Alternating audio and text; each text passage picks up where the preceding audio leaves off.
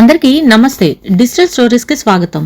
ఈరోజు మనం వినబోయే కథ పేరు సంపెంగ పొదలు. డాక్టర్ సి ఆనంద రామం గారు రాశారండి ఈ కథని. ఈ కథ 4వ భాగం వినబోతున్నాం మనం. ఇంకా కథలోకి వెళ్ళిపోదామా? తనకు దుర్గా ఉత్తరం అందిన దగ్గర నుంచి గిరి చాలా తరచుగా శంకర్ ఇంటికి రావడం సాగించాడు. గిరి సమక్షంలో శంకర్ స్వరూపమే మారిపోతుంది.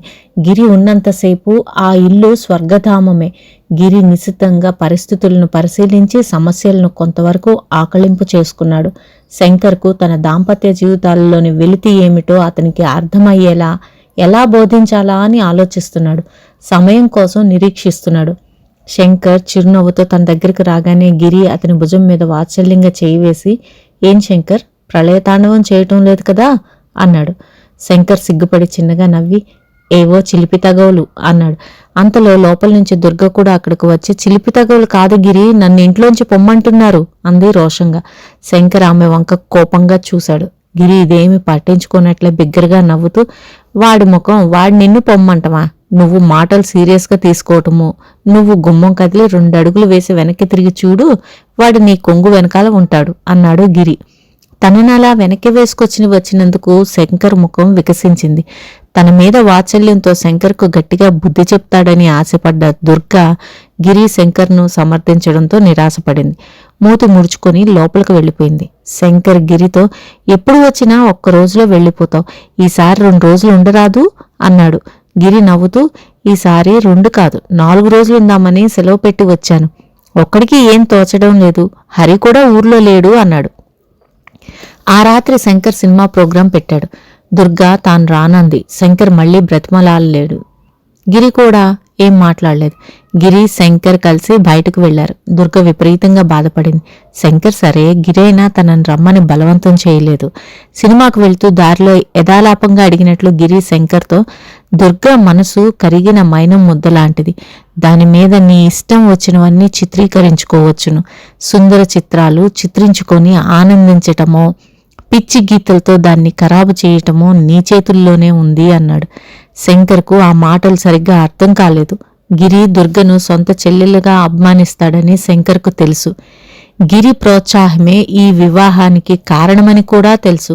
తాను దుర్గతో కలహం పెట్టుకున్నందుకు గిరి కష్టపెట్టుకున్నాడేమోననుకుని, మీ దుర్గకు అహంకారం చాలా ఎక్కువ.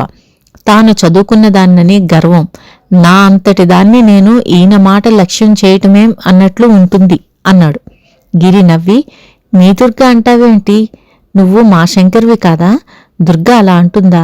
నేను చెప్పి చూస్తానుండు" అన్నాడు. శంకర్ ఉప్పెంగిపోయాడు. అనుకోకుండా వచ్చిన ఉమన్ చూసి ఆశ్చర్య సంభ్రమాశ్చర్యాలతో ఉక్కిరిబిక్కిరయ్యాడు హరి.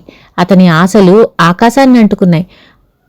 హౌస్ సర్జన్ కూడా పూర్తి చేసిన ఉమా ఇక శాశ్వతంగా తనది కావడానికే ఇలా వచ్చిందనుకున్నాడు. ఆమె ముఖంలోని నీలి నీడలు, కన్నుల్లోని నిరుత్సాహము, చిరునవ్వులోని పేలవత్వము, పొంగి పొర్లే హరి ఉత్సాహానికి ఆనకట్టలు కాలేకపోయాయి. హరి ఉత్సాహాన్ని, ఆనందాన్ని చూసిన ఉమా మరింత కృంగిపోయింది. పసిపిల్లాడి లాంటి ఈ నిర్మలమూర్తికి తాను చెప్పదలుచుకున్నది ఎలా చెప్పడం? తననింత గాఢంగా ప్రేమించిన హరి, తన కోసం తహతాతో 5 ఏళ్లు నిరీక్షించిన హరి, ఊహలు తెలియని పసితనం నుంచి తన మీద సర్వాధికారాలు చెలాయించిన హరి ఈ ఆశాభంగాన్ని ఎలా ఎదుర్కొంటాడు? అతి సున్నితమైన హృదయము, అత్యంత ఉద్రిక్తమైన స్వభావము కల తన బావ ఈ దెబ్బకు తట్టుకోలేకమైనా అయిపోతే ఆ పాపమంతా ఎవరికి చుట్టుకుంటుంది? అలా అని హరిని అంగీకరించడం తనను తాను మోసం చేసుకోవడమే కాక హరిని కూడా మోసం చేసినట్లే అవుతుంది. హరి కోరుతున్నది తన అనురాగాన్ని కానీ తన శరీరాన్ని కాదు కదా. అలా అనుకుంటే హరి కోరితే తనకంటే అందమైన వాళ్ళు అతనికి భార్యగా దొరకరా? వెనక నుండి తన కనులు మూయటంతో ఉలిక్కిపడి ఆలోచనలోంచి తేరుకుంది. ఆ కనులు మూసిన ఆ చేతులను, ఆ స్పర్శను తేలికగానే గుర్తించగలదు ఉమ. ఏ విధమైన సంచలనము లేకుండా ప్రశాంతంగా, "చేతులు తీయి బావా" అంది. ఉమ ప్రశాంత గంభీర స్థిర స్వరం హరికి ఉమా ప్రసన్నతగా భాషించింది. చిరునవ్వుతో చేతులు తీసి ఆమె మీదకు వంగబోయాడు. ఉమ చటుక్కుని లేచి, "బావా, నన్ను ముట్టుకోకు" అంది స్థిరంగా. ఇప్పటికీ హరి తెల్లబోయాడు. అంతలోనే తేరుకొని నవ్వుతూ, "ఇంకా ఎన్నాళ్ళు ఇలా నన్ను దూరంగా ఉంచగలవో చూస్తాగా, అప్పుడు నా కసి అంతా తీర్చుకుంటాను" అన్నాడు. నన్ను క్షమించు బావా. నిన్ను ఒకప్పుడు దగ్గర చేసుకుందామనే భావన నాలో ఉంటే ఇప్పుడే నిన్ను దగ్గర చేసుకునేదాన్ని. నిన్ను శాశ్వతంగా నాకు దూరంగా ఉంచాలనే నా నిశ్చయం. నాకు వివాహం మీద కోరిక లేదు. నీకు తగిన ఎవరినైనా చూసుకొని పెళ్లి చేసుకో. నన్ను మర్చిపో. హరి నోటు మాట రాక పిచ్చివాళ్ల అలా ఉమ వంకే చూస్తూ నిలబడిపోయాడు.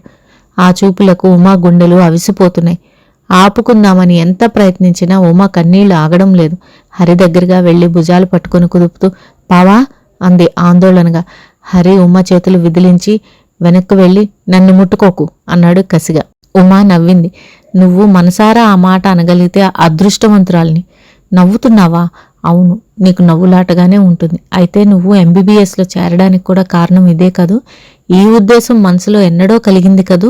నువ్వు నాకంటే అందగాన్ని గొప్పవాణ్ణి ఎవరినో ప్రేమించి ఉండాలి. అందుకనే నన్ను అసహించుకుంటున్నావు. ఛీ, ఏం ఆడవాళ్ళు! ఎంత చంచలమైన మనస్సు! హరి ఉద్రేకంతో ఊగిపోతున్నాడు. ఉమ కన్నీళ్లను ఆపలేకపోతుంది. ఇంకా తిట్టు బావా. భాషలో ఉన్న పదాలన్నీ ఉపయోగించి తిట్టు. ఎంతటి తిట్లకైనా నేను అర్హురాలినే. కానీ నేను నిన్ను అసహించుకోవడం లేదు. బావగా నిన్నెప్పటికీ అభిమానిస్తూనే ఉంటాను.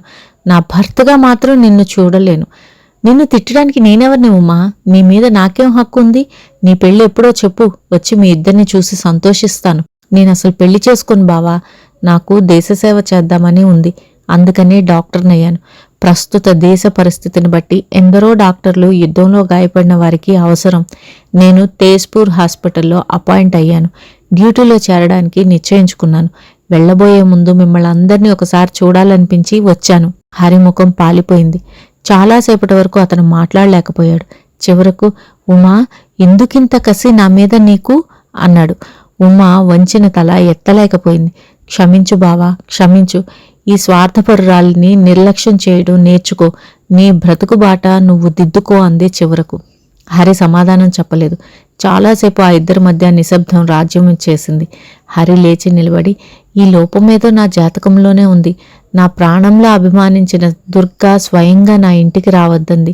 నా సర్వస్వంగా భావించిన నువ్వు నాకు దూరంగా పోవడమే కాక ఈ లోకపు బంధాలకు కూడా దూరంగా పోవాలనుకుంటున్నావు. వద్దు ఉమా, నేను నిన్నే విధంగానూ బాధించను. నాకు భయపడి ఆ యుద్ధ రంగంలోకి పారిపోవద్దు.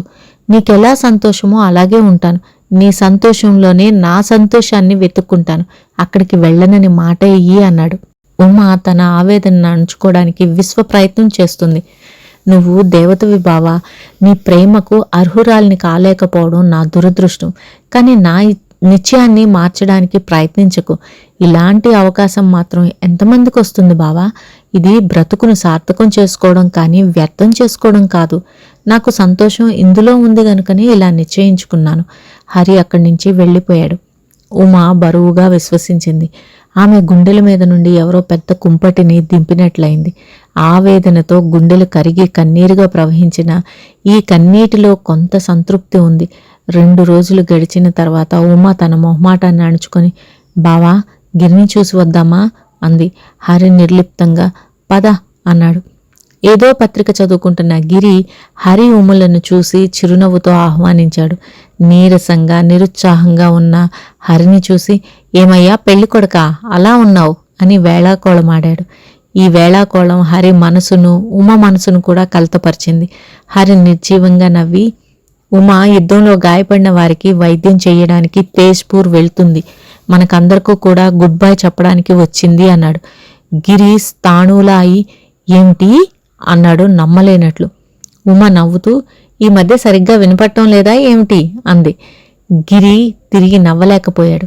ఉమ నిశ్చయానికి కారణం ఏమిటో అతనికి చక్కగా తెలుసు. అంతులేని ఆవేదన అతని కళ్లల్లో సుడులు తిరిగింది. అతని పెదవులు కదిలాయి, కాని మాటలు పైకి రాలేదు. అతని ఆవేదన గమనించిన ఉమ తృప్తిగా నిట్టూచింది. ఇది చాలు అనుకుంది. గిరి బాధపడుతున్నాడని గ్రహించిన హరి అది తన మీద సానుభూతిగా అర్థం చేసుకుని ఎందుకు గిరి అలా బాధపడతావు? మనలో ఒకరైనా ఇలాంటి మంచి పని చేస్తున్నందుకు మనం గర్వపడాలి అన్నాడు. గిరి దిగులుగా దేశ సేవ చేయాలనే దీక్ష సహజంగా ఉంటే చాలా మంచిదే, కానీ వేరు కారణాలు ఏవైనా దీనికి దారితీస్తే మాత్రం అని ఆగిపోయాడు. ఉమ ఊరుకోక కారణం ఏదైతేనేం జరుగుతున్నది మంచిదేగా అంది. గిరి హరి వంక చూస్తూ కాని ఒక అనురాగభరిత హృదయాన్ని క్షోభింప చేయటం మాత్రం క్షమింపరాని నేరం అన్నాడు. ఉమా కొంటిగా నవ్వి, నిజంగా అంది. ఆ ఎత్తి పొడుపు సూటిగా గిరి గుండెల్లో గుచ్చుకుంది. ఆ తర్వాత ఎంత ప్రయత్నించినా ఆ ముగ్గురులో ఎవ్వరూ సహజంగా ఉండలేకపోయారు. ప్రతి ఒక్కరి మనసులోనూ ప్రచండమైన తుఫాను చెలరేగుతుంది. కొంతసేపు ఎలాగో కృత్రిమమైన మాటలతో గడిపి హరి, ఉమా గిరి దగ్గర సెలవు తీసుకుని ఇంటికి వెళ్ళిపోయారు. తన ఇంటికి వచ్చిన జానకిని 10 క్షణాల పాటు ఎగాదిగా చూస్తూ నిల్చుంది దుర్గ చూపుల్లోని భావం గ్రహించిన జానకి కృత్రిమ కోపంతో బొమ్మలు ముడిచి నవ్వుతూ, దృష్టి బొమ్మలా అలా చూస్తావేం, నా ముఖాన కోతులాడుతున్నాయా అంది కూర్చుంటూ. దుర్గ తను కూడా జానకి పక్కన కూర్చొని, నీ అలంకరణ నిజంగా దృష్టి కొట్టేలా ఉంది. ఎంత టైం పట్టింది నీకు? ఇంట్లో వేరే పనులేమీ ఉండవా అంది.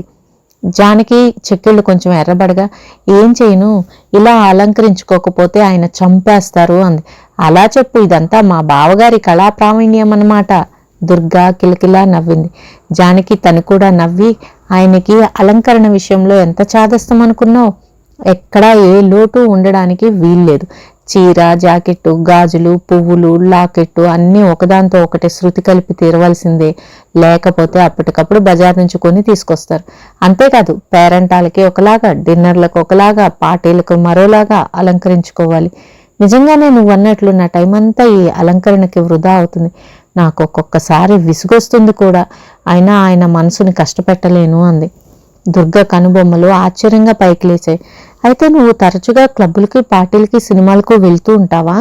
అయ్యో బాబోయ్, తరచుగా ఏమిటి, ఇంచుమించు రోజు ఏదో ప్రోగ్రాం ఉంటుంది. ప్రతిరోజు నేను నిద్రపోయేసరికి 12-1 గంట అవుతుంది. అప్పుడప్పుడు మేం కూడా పార్టీలు ఇస్తూ ఉంటాం. ఇంటి పనులు నువ్వు అన్నట్లుగా నాకేమీ లేవు, అజమాయిషీ తప్ప. అయినా ఈ వ్యాపకాలన్నింటితో ఉక్కిరిబిక్కిరిగా ఉంటుంది. నీకు బాగుందా ఇలా? బాగుందా అంటే ఏం చెప్పను. ఆయనకి ఇలా చాలా ఇష్టం. ఒక్కొక్కసారి నాకు ప్రశాంతంగా ఇంటి దగ్గరే ఉండాలనిపిస్తుంది. కానీ తను నన్ను వదలరు. తప్పించుకోవాలంటే ఒకటే మార్గం. ఏ తలనొప్పి అనో కడుపు నొప్పి అనే వంక పెట్టాలి. అప్పుడు నేను వస్తానన్నా తను తీసుకుని వెళ్లరు. కానీ ఇంకా ఇబ్బంది వస్తుంది. తను కూడా అన్ని వ్యాపకాలు మానుకొని నానా కంగారు పడుతూ నా దగ్గరే కూర్చుంటారు. డాక్టర్ని పిలిపిస్తారు. ఎంత గొడవ జరగాలో అంతా అవుతుంది. ఇంతకంటే ఆయనతో కలిసి బయటకు పోతేనే మేలనిపిస్తుంది. అప్రయత్నంగా దుర్గ భారంగా నిట్టూర్చింది. ఎంత అదృష్టవంతురాలువే జాని నువ్వు. జానకి పక్కపక్క నవ్వింది. అవును, నా అదృష్టాన్ని నువ్వు పొగిడితే విని ఆనందిస్తాను. అదే, ఇంతకంటే అదృష్టమేం కావాలి? నవ్వుతున్న జానకి ముఖం క్షణంలో నల్లగా అయిపోయింది. భారంగా, పోనీవే, అదృష్టవంతురాలననే అనుకో అంది. దుర్గ ఆశ్చర్యపోతూ, నాకు చెప్పుకోవడం రహస్యం ఏమైనా ఉందా అంది. అసలు రహస్యమే కాదు అనుకోవడానికి చాలా కష్టంగా ఉంటుంది. మొన్న మధ్యనే మా ఆయనకు గుండె జబ్బు ఉన్నట్లుగా తెలిసింది. ఏ క్షణంలోనైనా నా ఈ స్వర్గమంతా అంధకారంలో కరిగిపోతూ. దుర్గా, నా అదృష్టాన్ని మెచ్చుకుంటావా? నన్ను చూసి జాలి పడతావా? దుర్గా నిర్ఘాంతపోయింది. మూడురాలిగా జానకి ముఖం వంక చూస్తూ ఉండిపోయింది. చైతన్యానికి మారుపేర్లా ఉండే జానకి సృష్టిలో విలాసము రూపుధరించి వచ్చిందా అనే జానకి తన గుండెల్లో ఈ ఆరని కుంపటిని ప్రజ్వలింప చేసుకుంటూ పైకి పక్క నవ్వగలుగుతుందా? ఎప్పుడూ నవ్వుతూ ఉండే జానకి కళ్ళనీళ్లు దుర్గ గుండెలను పిండి చేశాయి. ఆప్యాయంగా జానకి చేతిని తన చేతిలోకి తీసుకుని, పాపిష్టిదాన్ని, నవ్వుతూ వచ్చి నిన్ను ఏడిపిస్తున్నానే, నవ్వు కన్నీళ్లు నీకు తగినవి కాదు అంది. జానకి పెదవులపైకి పేలవమైన చిరునవ్వు మెరిసింది. నిజం దుర్గా, కన్నీళ్లు నాకు తగినవి కావు. నా గురించి నాకేమీ బాధలేదు. కానీ అంతరాంతరాల్లో ఆయన పడే క్షోభ చూస్తుంటే నా గుండె పగిలిపోతుంది. ఈ సంగతి ముందే గుర్తించకుండా నిన్ను అన్యాయం చేశాను. నన్ను క్షమించగలవా జానకి అని ఆయన అంటుంటే ఏం సమాధానం చెప్పాలో తోచదు. నాకు ముందే ఈ సంగతి తెలిసినా మిమ్మల్ని వదులుకునేదానిని కాను అంటాను. ఆయన దరిదాపులకు విషాద మేఘాలు రాకుండా నా శాయశక్తులా ప్రయత్నిస్తాను. అయినా తన అంతరంగంలో ఆవేదన తుడిచివేయటం నా తరం కావడం లేదు. దుర్గ మనసు కరిగిపోతుంది. జాలిగా జానకి వంక చూడడం కంటే ఏమీ మాట్లాడలేకపోయింది. జానకి ఇంకా ఏదో చెప్పబోయేటంతలో శంకర్ రావడంతో ఆగిపోయింది. శంకర్ జానకిని చూసి, హలో జానకి, ఈ మధ్య బొత్తిగా కనబడడం లేదే అన్నాడు. జానకి నవ్వింది. నేను రాకపోతే పోనీ మీ ఇద్దరూ రాకూడదా? మీరు అసలు కనపడటం లేదు. వద్దామనే అనుకున్నాను. 2 సార్లు దుర్గా నేను బయలుదేరి కూడా ఏవో అవాంతరాల వల్ల ఆగిపోయాం. అయినా మీరు కనబడకపోతే మాకేం తోచదు. అవునా దుర్గా అంటూ జానకి దుర్గ వంక చూసింది. తన భర్త ఈ లేనిపోని అబద్ధాలని ఎందుకు చెప్తున్నాడో అర్థం కాని దుర్గ అయోమయంగా తల ఊపింది. శంకర్, దుర్గా, జానకి కాఫీ అది ఏమైనా ఇచ్చావా లేదా అన్నాడు. కబుర్ల సందడిలో ఆ మాటే మర్చిపోయిన దుర్గ హడావుడిగా లేవబోతుంటే జానకి దుర్గను బలవంతాన్ని కూర్చోబెట్టి, నాకు కాఫీ అలవాట్లేదు, ఎవరింటికైనా వెళ్తే మర్యాద కోసం తాగుతాను, ఇప్పుడు తాగాలని లేదు అంది. అబ్బా, మీకెంత మంచి అలవాట్లండి అన్నాడు శంకర్. జానకి నవ్వి ఊరుకుంది. కొంచెంసేపు కూర్చొని అది ఇది మాట్లాడాక జానకి వెళ్తానని లేచింది. దుర్గ ఇంకాసేపు కూర్చోమంది, కానీ జానకి పని ఉందని లేచింది. వీలైనప్పుడల్లా కనిపిస్తూ ఉండండి, మళ్ళీ ఒకసారి హెచ్చరించాడు శంకర్. జానకి వెళ్ళగానే తనలో తను నవ్వుకుంటున్న శంకర్ని చూసి ఆశ్చర్యంగా, ఏమిటి అంది దుర్గ. మీ జానకిని తలుచుకొని నవ్వుకుంటున్నాను. అది ఒక ఆడదేనా? చేతుల్లేనా జాకెట్టు, లిప్స్టిక్, హై హీల్స్, జుట్టంతా అలా కావాలని రింగులు తిప్పుకోవడం, ఎవరితో పడితో వాడితో అలా విరగబడి మాట్లాడడం, ఆ మొగుడు వెధవని అనాలి. పెళ్ళామని ఇష్టం వచ్చినట్లు ఊరేగనిచ్చి ఆడముండలా చేతులు నలుపుకుంటూ కూర్చున్నాడు. హహహ. శంకర్ వికృతమైన నవ్వు దుర్గ చెవులకు శూలపు పోట్లా తగిలింది.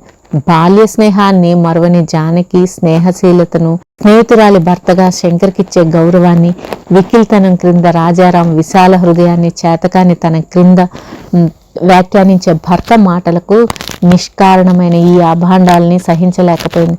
మరి అట్లాంటి జానకితో మీరంతా స్నేహంగా ఎలా ఉండగలుగుతున్నారో రోషంగా అడిగింది దుర్గ. నీ తలకాయ స్నేహం ఏమిటి? నా అందం చూసి అది వెంటబడింది. పోనీలే, నాకు మంచి కాలక్షేపమని నేను సరదా పడ్డాను. ఇల్లు ఎగిరిపోయేలా నవ్వాడు శంకర్. భరించలేని విరక్తితో దుర్గ నవనాడులు మండే. చి, ఈ మనుషులు ముఖమెదురుగా ఎంతో స్నేహాన్ని చూపించి కనుచాటు కాగానే ఇంత నీచంగా మాట్లాడమా? నీచమైన వాళ్ళని గురించి నీచంగా మాట్లాడక ఇంకెలా మాట్లాడతారు? ఈవిడ నీచత్వాన్ని కప్పిపెట్టడానికి ఆ మొగుడు వెధవ అడ్డున్నాడని నన్ను ఇప్పుడు పతివ్రత అనమంటావా? అవును, భార్యను అనురాగంతో చూస్తూ ఆమెను విశ్వసించే స్వాతంత్రాన్ని ఇవ్వడం చేతకాని తన క్షణక్షణానికి తన ఆధిపత్యాన్ని గుర్తు చేస్తూ భార్యకు వ్యక్తిత్వం అనేదే లేకుండా పశుబలంతో అణచి ఉండటం మొగతనం. శంకర్ రుద్రుడయ్యాడు. లేత తమలపాకు వంటి దుర్గ చంప చెల్లుమని ఉబ్బింది. మళ్ళీ అన్నాడు రోషంగా. దుర్గ మనసు మండిపోతుంది. ఆమెకు భయము, బాధ కలగడానికి మారుగా రోషము, కసి పెరుగుతున్నాయి. నేను అనడం ఎందుకు, మీరే రుజువు చేసుకుంటున్నారు.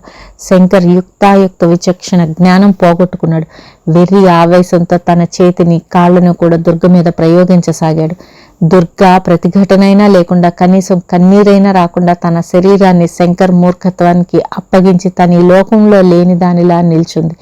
ఈ మొండితనం శంకర్ ఆవేశాన్ని మరింత రెచ్చగొట్టగా తీవ్రమైన రోషంతో మూలనున్న కర్ర పైకెత్తాడు.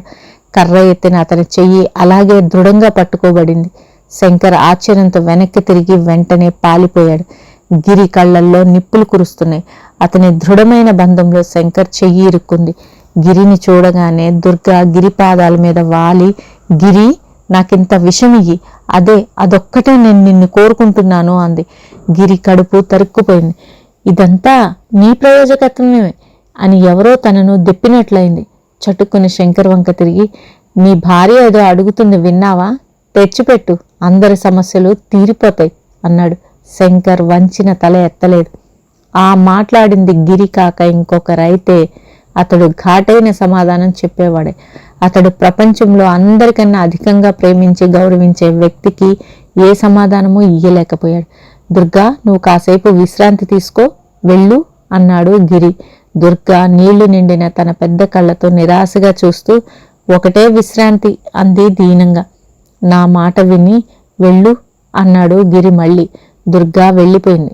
గిరి శంకర్ను చెయ్యి పట్టుకుని తన దగ్గర సోఫాలో కూర్చోపెట్టుకుని, శంకర్, నేను నిన్ను సొంత తమ్ముళ్లాగా అభిమానిస్తానని, మనసారా నీ సుఖం కోరుకుంటానని నమ్ముతావు కదూ అన్నాడు. శంకర్ తల వంచుకొని, నువ్వు నా పాలిట దేవతవి అన్నాడు. గిరి నిరసనగా నవ్వి, అంత స్తోత్రం వద్దులే, ఇది విను, నీకు ఈ సమస్యలన్నిటికీ చక్కటి పరిష్కార మార్గం చెప్పనా అన్నాడు. అంతకంటేనా, చెప్పు. గిరి సాధ్యమైనంత శాంతంగా నవ్వుతూ, దుర్గ సూచించిన మార్గమే. ఎలాగో ఒకలాగా దుర్గను ఈ లోకంలో లేకుండా చేస్తే నువ్వు హాయిగా నీకు నచ్చిన మరో స్త్రీని పెళ్లి చేసుకుని సుఖంగా ఉండవచ్చును. నీ మీదకు ఏ కేసులు రాకుండా నేను చూస్తాను అన్నాడు. గిరి, దుర్గ నన్ను రెచ్చగొడుతుంది, అవమానకరంగానూ మాట్లాడుతుంది. కొట్టాను, కొట్టడం తప్పే అనుకో, కానీ ఆ వెర్రి ఆవేశంలో నాకంత ఆలోచన తోచలేదు. అంతేగాని దుర్గ చావాలని నేను కోరుకుంటానా? నువ్వు కోరుకోగాని నేను కోరుకుంటున్నా దుర్గను. అదే నయం. వద్దు గిరి, అలా మాట్లాడుకో. ఆ భావనే నా మనసుకు కష్టం కలిగిస్తుంది.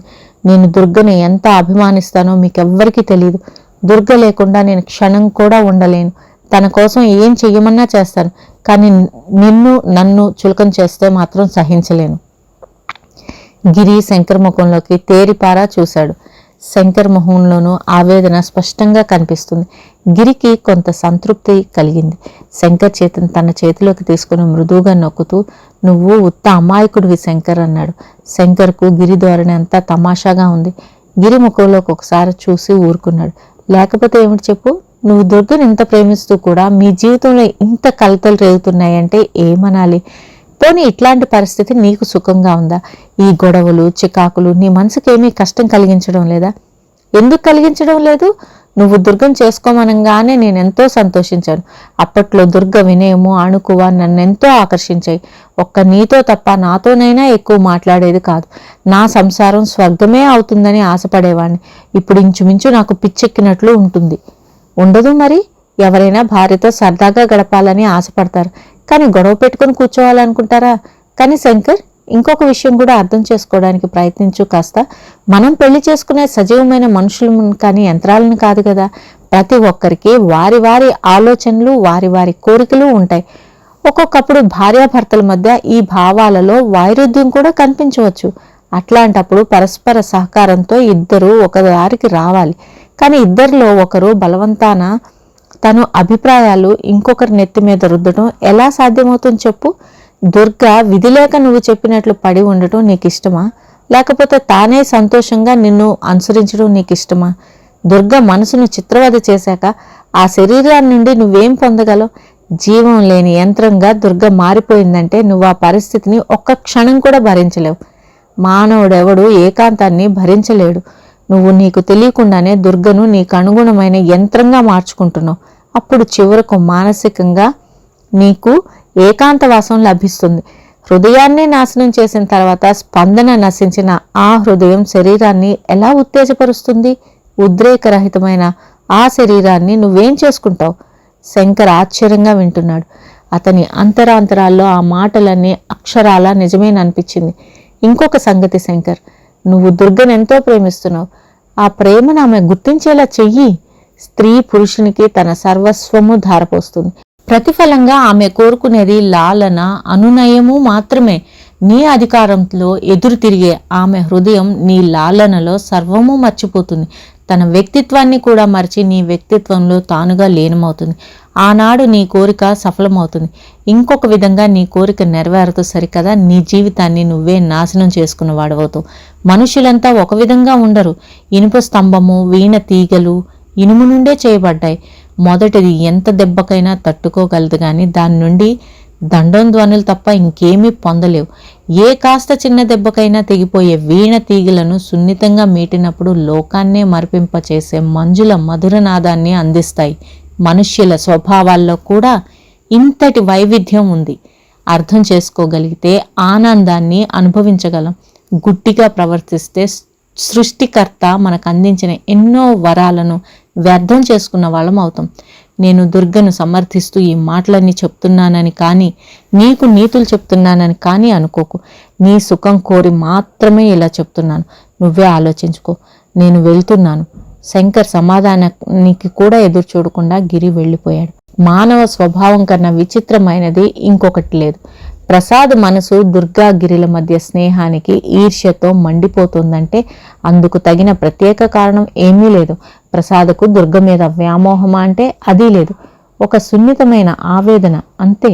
శంకర్ స్వభావాన్ని అర్థం చేసుకున్న దుర్గా ప్రసాద్ తమ ఇంటికి వచ్చినప్పుడు అతనితో చాలా ముభావంగా ప్రవర్తించసాగింది. అది గమనించి ప్రసాద్ కూడా దుర్గ ఇంటికి రాకపోగలు తగ్గించాడు. దుర్గ స్వభావమే అంతా అనుకున్నాడు, కానీ ఒకనాడు అనుకోకుండా ప్రసాద్ ఉన్నప్పుడే గిరి కూడా రావడం తటస్థించింది. ఆనాడు గిరి పట్ల దుర్గ చూపే అభిమానము, ఆప్యాయత, అతని దగ్గర దుర్గకు ఉన్న చనువు ప్రసాద్ అంతరాంతరాల్లో ఈర్ష్యను లేపింది. తను గిరి ఇద్దరు దుర్గకు బాల్య స్నేహితులే. తననంత దులిపివేయడానికి, గిరినంత నెత్తిని పెట్టుకోవడానికి ప్రసాద్ హృదయం మండిపడింది. ఆనాటి నుంచి అతను దుర్గాగిరిలను ప్రత్యేకమైన దృష్టితో గమనించసాగాడు. మన మనసులోకి ఏదైనా అభిప్రాయం రాకుండా ఉండాలే కానీ ఒక అభిప్రాయం వచ్చిన తర్వాత రంగు కళ్ళద్దాలకు లోకమంతా రంగుగానే కనిపించినట్లు ప్రతి సంఘటన ఆ అభిప్రాయాన్ని బలపరిచేదిగానే కనిపిస్తుంది. మనసులో మండే ఈర్ష్యా జ్వాలలను చల్లార్చుకోవడానికి దుర్గాగిరిల మధ్య అక్రమమైన సంబంధం ఉండి ఉండవచ్చనే ఊహ తరుణోపాయమైంది ప్రసాద్కు. ఈ రకమైన భావనలు చాలా చిత్రమైనవి. అవి కలిగిన వ్యక్తులు తమలో తాము అలా భావించడం వల్ల తృప్తి పడలేరు. ఇంకో 10 మంది అయినా తమతో ఏకీభవించాలి. అలా జరగకపోతే తమ భావనలో తమకే నమ్మకం ఉండదు. మరి ఒకసారి జానకి దగ్గర ఈ విషయం కదిపాడు. జానకి, దుర్గకు గిరి అంటే ప్రాణం కదూ? స్వెటర్ అల్లుతున్న జానకి తలెత్తకుండానే, అవును, నాకు కూడా ఆయన అంటే చాలా ఇష్టం. చాలా సరదా అయిన మనిషి. తను నవ్వుతూ ఎదుటి వాళ్ళని నవ్విస్తూ ఉంటాడు అంది. ఈ సమాధానంతో ప్రశాంత్కు మరింత మండింది. కసిగా, నీ ఇష్టానికి దుర్గ ఇష్టానికి చాలా తేడా ఉందిలే అన్నాడు. ఉండొచ్చు. అతని దగ్గర చిన్నప్పటి నుంచి దుర్గకు చాలా చనువు ఉంది. హరి, గిరి, దుర్గ చిన్నతనం నుంచి ఒక్క ప్రాణంలా ఉండేవారట. అందుకే పాపం ఇప్పటికీ దుర్గను వదల్లేక అస్తమాను వస్తూ ఉంటాడు.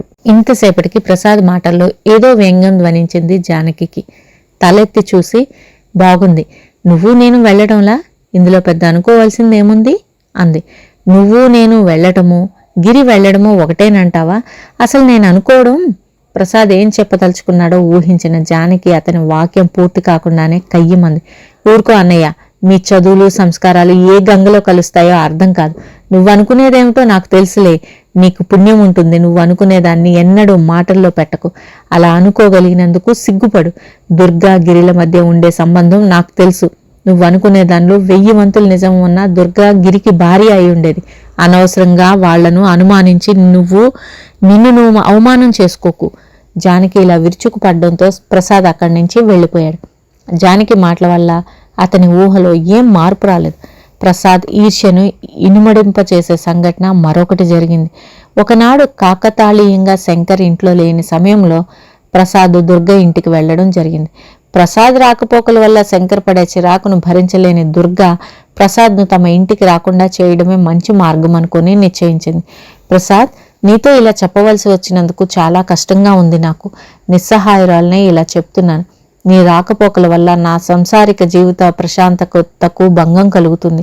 నన్ను క్షమించి నువ్వు ఇక్కడికి రావడం తగ్గిస్తే నాకు మేలు చేసిన వాడవవుతావు. నువ్వు అర్థం చేసుకోగలవని ఇలా చెప్తున్నాను, ఏమీ అనుకోకు అంది. ప్రసాద్ తెల్లబోయాడు. వెంటనే అక్కడి నుంచి లేచి వెళ్ళిపోయాడు. కానీ అవమానంతో అతని మనసు కుతకుత ఉడికిపోతుంది. పెద్ద పతివ్రతలాగా వేషాలు, ఆ గిరిగాడితో ఇష్టం వచ్చినట్లు కులుకుతూ ఇది అతని కచ్చ. ఏదో ఒక విధంగా ప్రతీకారం తీర్చుకోవాలని అతని ఈర్ష్యాపూరిత హృదయం వ్యాకుల పడుతుంది. హోటల్లో కాఫీ తాగుతున్న ప్రసాద్ తన ఎదురుగా కాఫీ తాగుతున్న హరిని చూసి సంభ్రమంతో అతని దగ్గరికి వెళ్ళి పలకరించాడు. హరి, ఎప్పుడొచ్చావు? బొత్తిగా కనపడడం లేదేం? దుర్గం చూడ్డానికి వచ్చినప్పుడైనా మా ఇంటికి రాకూడదు? హరి నవ్వి ఊరుకున్నాడు. ఏమిటి విశేషాలు అన్నాడు హరి మళ్ళీ. హరి కాఫీ పూర్తి చేసి, పైన రూమ్లో ఉంటున్నాను, అక్కడికి పోయి మాట్లాడుకుందాం పదా, ఈ గందరగోళంలో ఎందుకు అన్నాడు. హరి హోటల్లో రూమ్ తీసుకొని ఉంటున్నందుకు ప్రసాద్ ఎంతో ఆశ్చర్యపోయాడు. రూమ్లో వెళ్ళి కూర్చున్నాక ఆ మాటే అడిగాడు. ఇదేమిటి హరి, సొంత చెల్లెలు ఊళ్ళో ఉండగా నువ్వు హోటల్లో దిగడం ఏమిటి? పరిస్థితులు అలా వచ్చాయి, ఏం చేయమంటావు? నేను వినకూడనిది కాకపోతే నాకు తెలుసుకోవాలని ఉంది హరి. అంత పెద్ద రహస్యం కాదు. దుర్గ సంసారంలో ఏవో చికాకులు వచ్చాయి. అవి సర్దడానికి నేను ప్రయత్నిస్తే శంకర్కు కోపం వచ్చింది. ఆ స్పర్ధల వల్ల నేను అక్కడ దిగలేదు. బాగుంది, ఏవో కలతలు వస్తే సర్దుకోవాలి కానీ అది పెంచుకొని కూర్చుంటారా? అది కాదు ప్రసాద్. శంకర్ స్పష్టంగా నన్ను తమ ఇంటికి రావద్దని చెప్పాడు. ఏం చేయాలి మరి? నాకు చాలా ఆశ్చర్యంగా ఉంది. అయితే మరి అంటూ సందిగ్ధంగా ఆగిపోయాడు. హరి ఆతృతగా ఏమిటి అన్నాడు. ప్రసాద్ సందేహిస్తున్నట్లుగానే, నీ కుటుంబ విషయాల్లో కలగజేసుకోవడం మంచిది కాదులే, క్షమించు అన్నాడు. హరిలో కుతూహలం పెరిగింది. ప్రసాద్ చేయి పట్టుకుని, నువ్వు నేను చిన్నతనం నుంచి స్నేహితులం. మన మధ్య ఇంతటి సంకోచం ఎందుకు ప్రసాద్, నాకు చెప్పవు అన్నాడు. నాకు తమాషాగా ఉంది హరి. సొంత అన్నవు నువ్వు అక్కడికి వెళ్ళడానికి వీల్లేకపోవడం ఏమిటి? ఆ గిరికి అక్కడ స్వతంత్రం ఏమిటి? అన్నవైన నీకంటే గిరి ఆ కుటుంబానికి కావలసిన వాడన్నమాట. హరి తల ఉంచుకున్నాడు. ఈ విషయం అంతకుముందే అతని మనసులో అనేక సార్లు మెదిలింది. దుర్గ తన చికాకులన్నీ తనకు రాయకుండా గిరికి రాయటం, తాను ఆ ఇంటికి కూడా వెళ్ళకూడని స్థితిలో గిరి వాళ్ళకి ఆత్మీయుడు కావడం అతని మనసులో ముళ్ళులా గుచ్చుకుంటూనే ఉంది. అన్నిటికంటే గిరి దుర్గను ప్రేమించాడని హరి నమ్మకం. దుర్గే అతన్ని కాదని శంకర్ని చేసుకుందని హరి భ్రమ. ప్రస్తుత సంసార పరిస్థితుల్లోని అల్లకల్లోలానికి తట్టుకోలేక దుర్గ తనను ప్రేమించిన గిరి మీద ఆధారపడిందా అని హరి అంతరాంతరాల్లో ఒక అనుమానం కలగజేస్తుంది. అయినా దుర్గ క్లిష్టమైన పరిస్థితిని ఆధారంగా ఆమె జీవితాన్ని నాశనం చేసేటంత నీచుడు గిరి కాడనే విశ్వాసమే అతని ధైర్యం. హరి ముఖంలో తనకు కావలసిన మార్పులు కనిపించిన ప్రసాద్ సంతృప్తిగా ఊపిరి పీల్చాడు. సమిధలు వేయడానికి ఇదే సందని కూడా ఆలోచించాడు. ఇంకొక సంగతి హరి, నువ్వేమీ అనుకోనంటే చెప్తాను. ఏమిటన్నట్లు చూశాడు హరి. దుర్గ నాకు కూడా స్నేహితురాలు. నేను కూడా ఆమె క్షేమం కోరేవాడిని. అన్నమైన నీకు ఈ విషయం తెలిస్తే దీనికి పరిష్కార మార్గం ఆలోచిస్తావని చెప్తున్నాను. అంతేకాని ఎవరి మీద ద్వేషంతో కాదు. సంగతి చెప్పు, ఇంత నానుస్తావేం అన్నాడు విసుగ్గా. ఇది విసుగ్గా వినవలసిన సంగతి కాదు, శాంతంగా ఆలోచించవలసిన విషయం. నీకు విసుగ్గా ఉంటే చెప్పకపోవడమే మంచిది. ప్రసాద్ ఊరించే పద్ధతి చూస్తే హరికి ఒళ్ళు మండింది. నాకేం చెప్పొద్దులెప్పో అందామని కూడా అనిపించింది. కానీ తన కుతూహలాన్ని అణుచుకోలేక నేనేం అనుకోను, అసలు విషయం చెప్పు అన్నాడు. ప్రసాద్ బాధపడుతున్న వాళ్లాగా ముఖం పెట్టి, ఏం లేదు, చుట్టుపక్కల వాళ్ళంతా దుర్గా గిరిలను గురించి రకరకాలుగా అనుకుంటున్నారట. అసలైన రక్త సంబంధీకులు ఎవరూ రాకపోగా శంకర్కేదో దూరపు చుట్టమైన ఈ గిరి ఇంత తరచూ రావడం అందరికీ ఆశ్చర్యంగానే ఉంటుంది మరి. అంతేగాక గిరి సాధారణంగా శంకర్ లేని సమయాల్లో వస్తాడట. అందుకని చుట్టుపక్కల వాళ్ళందరూ చెవులు కొరుక్కుంటున్నారు. వెధవ సంఘం, మంచి చెడ్డలు అక్కర్లేదు దానికి అన్నాడు. హరి మనసు మండిపోతుంది. తనకి వార్తను చెప్పిన ప్రసాదం చూసి చాచి లెంపకాయ కొట్టాలన్న ఉద్రేకాన్ని అతి ప్రయత్నం మీద అణుచుకొని, ఎవరు చెప్పారు నీకు ఈ సంగతులన్నీ, కష్టపడి సేకరిస్తున్నావా అన్నాడు నిరసనగా. ప్రసాద్ కంగారుపడి, చిచ్చిచి, నేను అసలు ఆ దేంట్లోనూ కల్పించుకోను. మొన్నేదో మాటల మీద జానకి ఎంతో బాధపడుతూ చెప్పింది. నాకు కూడా చాలా కష్టం అనిపించింది. నువ్వేదైనా ఉపాయం ఆలోచించి ఆ పుకార్లను అణిచివేస్తావని నీతో చెప్తున్నాను అన్నాడు. జానకి చెప్పిందనగానే హరి కృంగిపోయాడు. జానకి అంటే హరికి ఎంతో గౌరవం. ఎప్పుడూ ముక్కుసూటిగా పోతుంది. మనసులో మాట ఖచ్చితంగా చెప్తుంది. అబద్ధాలు, తప్పుడు ప్రచారాలు చేయదు. సరికదా, ఎవరైనా చేసినా వాళ్ళని అసహించుకుంటుంది. ఎన్నడూ ఎవ్వరిని దోషిగా నిరూపించి మాట్లాడదు. తనకెవరి ప్రవర్తనైనా నచ్చకపోతే వాళ్ళని గురించి ప్రస్తావించదు.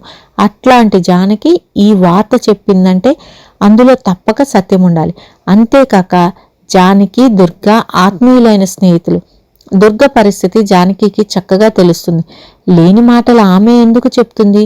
ఎంతో ఉత్తముడు, ఉన్నతమైన ఆదర్శాలు కలవాడు అని భావించిన గిరి చివరకు ఇలా దిగజారాడా? ప్రసాద్ తన మనసులోని మాట చల్లార్చుకుని అక్కడి నుండి వెళ్ళిపోయాడు. ఆ మంటలు ద్విగుణీకృతమైన జ్వాలలతో హరి హృదయంలో ప్రజ్వరిల్లాయి. అప్పుడే ఆఫీస్ నుంచి వచ్చి బట్టలు మార్చుకుని కాఫీ తాగుతున్న గిరి హరి రాగానే సాదరంగా ఆహ్వానించి అతనికి కూడా కాఫీ అందించాడు. హరి విసుగ్గా, నాకు కాఫీ గీఫీ ఏం అక్కర్లేదు అని కప్పులను వెనక్కు తోస్తాడు. గిరి ఆశ్చర్యంగా హరి ముఖంలోకి పరీక్షగా చూశాడు. అతని ముఖంలో ఇటీవల కలిగిన మార్పును గమనించేసరికి గిరి గుండె ద్రవించిపోయింది. ఏదో జబ్బుపడి లేచినట్లున్నాడు. అతని హృదయంలోని ఆవేదన అతని కళ్లల్లో ప్రతిఫలిస్తుంది. గిరి అతని దగ్గరగా వచ్చి అతని చేతిని తన చేతిలోకి తీసుకుని అనునయంగా నొక్కుతూ, ఏది సీరియస్గా తీసుకోకు హరి, జీవితంలో ముందుకు తోసుకుపోవడం నేర్చుకో అన్నాడు. హరి గిరి చెయ్యి విదిలించి, ఇక మీదట మంచి మర్యాద కూడా సీరియస్గా తీసుకోకపోవడం నీ దగ్గర నేర్చుకుంటాలే అన్నాడు. గిరి ఆశ్చర్యంగా అతని వంక చూసి, నీ ధోరణి ఇవాళ తమాషాగా ఉంది హరి అన్నాడు. అవును, ముఖం ఎదురుగా ఆప్యాయత నటించి వెనకాల గోతులు తవ్వడం నాకు చేత కాదు. ఈ మాటలతో గిరి ముఖం గంభీరంగా మారిపోయింది. నిదానంగా అన్నాడు, ఎవరి గురించి మాట్లాడుతున్నావు హరి? విషయం ఏమిటి? నాకు అత్యంత ఆత్మీయులు అనుకున్న వాళ్లే నాకు అంతులేని క్షోభను కలిగిస్తుంటే నేనెవరితో చెప్పుకోను? హరి కంఠం గద్గదికమైంది. గిరి గుండెలు కలుక్కుమన్నాయి. తన అంతరాంతరాల్లోని రహస్యం హరికి తెలిసిపోయిందా? హరి కుర్చీలో వెనక్కు జార్లు గిలబడ్డాడు. అలసటతో, ఆవేదనతో, రోషంతో, అవమానంతో అతని కళ్ళు మండుతున్నాయి. కానీ గిరి, నేను నమ్మలేకపోతున్నాను. ఇదంతా నీకు తెలిసే చేస్తున్నావా, తెలియక చేస్తున్నావా? విపరీతమైన వేగంతో స్పందించే గుండెలను అణిచిపెట్టి సమాధానం చెప్పక ఇంకా హరి చెప్పే మాటల కోసం ఎదురు చూడసాగాడు గిరి. అతని ముఖం పాలిపోయింది. అపరాధిలా కళ్ళు వాల్చుకున్నాడు. వణికే పెదవులను బలవంతంగా పళ్లతో నొక్కి ఉంచాడు. తీవ్రతరమైన ఒకానొక ఉద్రేకాన్ని బలవంతంగా నిగ్రహించుకుంటున్న లక్షణాలు అతనిలో స్పష్టంగా కనిపిస్తున్నాయి. అప్పటి గిరి ముఖము, అతని మౌనము హరిలోని అసహనాన్ని ఉచ్చస్థాయిని చేర్చాయి. ప్రసాద్ చెప్పిన మాటలు అతని మనసును పుండులాగా బాధించినా గిరి మీద గల విశ్వాసం ఆ మాటలను నమ్మనీయలేదు. ఇందులో ఏదో అసత్యం ఉండాలి, ఎవరో పొరబడి ఉండాలి అనే తనను తాను ఓదార్చుకోవడానికి ప్రయత్నించాడు. గిరి ద్వారా అంతా అబద్ధమని తెలుసుకుని సంతృప్తి పడాలనే ఆశ అతని మనసులో ఏ మూలనో ఉంది. కానీ ఇప్పటి గిరి మౌనము, తన మాటలను వింటూ అతడు అనుభవిస్తున్న సంక్షోభము హరి అనుమానాలను దృఢం చేసింది. అణిచి ఉంచుకున్న అతని ఆవేశం కట్టలు తెగింది. విపరీతమైన రోషంతో వణికిపోతూ లేచి నిల్చున్నాడు. నువ్వు దుర్గను ప్రేమిస్తే అందులో తప్పు లేదు, కానీ నీ ప్రేమ కోసం దాని జీవితం నాశనం చేద్దాం అనుకుంటున్నావా? నీ ప్రేమ నిజమైందైతే నువ్వు ప్రేమించిన వాళ్ళనే నైచాన్ని కోరుకుంటావా? అంతేకాని నీ స్వార్థాన్ని చూసుకోవు. దుర్గ ప్రస్తుత సంసార పరిస్థితిని చక్కదిద్దడానికి ప్రయత్నించడానికి మారుగా నీ స్వప్రయోజనానికి వాడుకుంటున్నావా? చుట్టుపక్కల అందరూ మిమ్మల్ని గురించి అనుకుంటున్నారని, అది దుర్గకు అవమానకరమని అయినా ఆలోచించలేదే? చిచి, ఇంత నీచుడు అనుకోలేదు. ఇంక మీదటైనా నా మీద దయతలిచి అక్కడికి వెళ్లకు, నా ప్రార్థనను మన్నించు. ఈ మాటలు పూర్తి చేయడము, హరి గబగబా బయటకు నడవడము ఒక్కసారే జరిగాయి. గిరి తన దిగ్భ్రాంతి నుంచి తేరుకునేసరికి హరి అక్కడ లేడు. గిరి తన మనసులోనైనా హరికి గాని ఉమ్మకు గాని ద్రోహం తలపెట్టకపోయినా హరి తనదిగా భావించిన ఉమనే తను ఆరాధించడం ఒక దోషంగానే భావించాడు. దీనికి తోడు ఉమ కూడా తన పట్ల అనురాగాన్ని చూపడం, హరిని తిరస్కరించడం అతనికి మరింత బాధ కలిగించింది. ఉమా తనను నిర్లక్ష్యం చేసి హరిని చేసుకుని ఉంటేనే హాయిగా ఆనందించేవాడు గిరి. ఉమ తిరస్కారానికి హరి అనుభవిస్తున్న వ్యధకు తానే బాధ్యుడైనట్లు అతని అంతరాత్మ అల్లరి పెడుతుంది. తన ప్రాణమిత్రుడైన హరి ఆవేదనకు, అందులో తన కారణంగా కలిగిన ఈ నిరాశను నిర్మూలింపవలసిన బాధ్యత తనదేనని కూడా అనుకున్నాడు గిరి. దుర్గ విషయంలో హరి వేరొక విధంగా భావించగలడనే అనుమానం గిరికి ఏ కోసానా లేదు. అందుకనే హరి ఉద్రేకంగా సంభాషణ ప్రారంభించగానే అతడు ఉమా విషయమని భావించాడు. అతని అపరాధిత హృదయం హరి ముందు సంకోచంతో ముడుచుకుపోయింది. మాట్లాడడానికి నోరు రాల. తల ఎత్తి మిత్రుని చూసే ధైర్యం కూడా చేయలేకపోయాడు గిరి. ఒక్కసారిగా దుర్గ ప్రస్తావన వినగానే దిగ్భ్రమ చెందాడు గిరి. అంటే హరి మనసులో ఈ అభిప్రాయం ఎప్పటినుంచో ఉందన్నమాట. తన పెళ్లి గురించి హరి ప్రశ్నించినప్పుడు తానిచ్చిన సమాధానం ఈ ఊహను బలపరిచి ఉండాలి. అయ్యో హరి, తన ప్రాణమిత్రుడైన హరి మన సంక్షోభ గిరికి కూడా చాలా బాధ కలిగించింది. ఎలాగైనా హరి దిగులనంతా కడిగి వేయాలి. దుర్గ సంసారం చక్కబడాలి. దుర్గను తన చెల్లెల్లాగా అభిమానిస్తున్నానని హరి అర్థం చేసుకోవాలి. ఈ పనులు తన వల్ల అవుతాయా? అన్నిటికంటే తనకు హరికి మధ్య ఎలాంటి స్వల్ప విభేదాలైనా రావడం గిరి సహించలేకపోయాడు. వెంటనే వెళ్లి అసలు సంగతి వివరించి హరితో మనస్పర్ధలు లేకుండా చేసుకోవాలని అతని మనసు ఆత్రపడసాగింది. ఆ సమయంలో హరి క్లబ్లో ఉంటాడని ఊహించి అక్కడికి వెళ్ళాడు. కేరమ్స్ ఆడుతున్న హరి గిరిని చూడగానే బోర్డు వదిలేసి అక్కడి నుండి లేచి గిరి ముఖమైనా చూడకుండా తన మోటార్ సైకిల్ మీద వెళ్ళిపోయాడు. గిరి శూన్యమైన మనసుతో తను వెనుతిరిగాడు. ఫ్రెండ్స్, ఈ భాగాన్ని ఇంతటితో ముగిస్తున్న. ఫర్దర్ స్టోరీని నెక్స్ట్ వీడియోలో విందాము. Thank you very much for listening.